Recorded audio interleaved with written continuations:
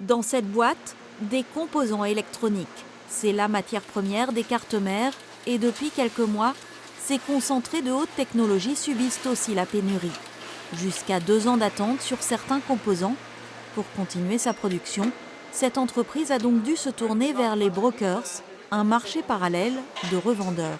C'est vraiment des gens qui achètent des stocks, qui les gardent pour eux, et puis quand ils ont des demandes qui viennent, ils les revendent donc au plus offrant, ou en tout cas à la personne qui est prête à payer le prix pour avoir les composants.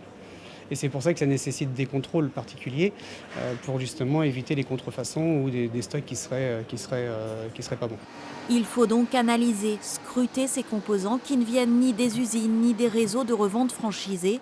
Toute une batterie de tests allant du microscope électronique au rayon X pour repérer d'éventuelles contrefaçons, rebuts de production ou bien des composants qui seraient usagés.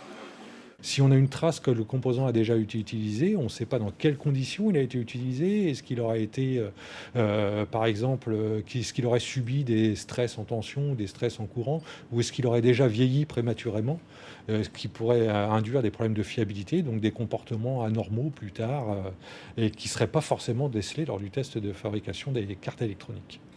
Car sur ces chaînes de production où l'on fabrique des pièces de haute technologie, toute approximation aurait des conséquences très lourdes.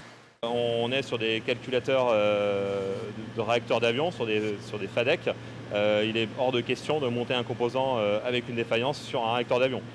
On travaille sur des dispositifs médicaux implantés. Bien évidemment, on ne peut pas se permettre d'avoir une défaillance sur un dispositif qui serait dans le corps humain, quoi. Sur l'ensemble des lots achetés hors du circuit conventionnel, 10 à 20% ont été renvoyés. La pénurie pourrait durer jusqu'à la fin 2022.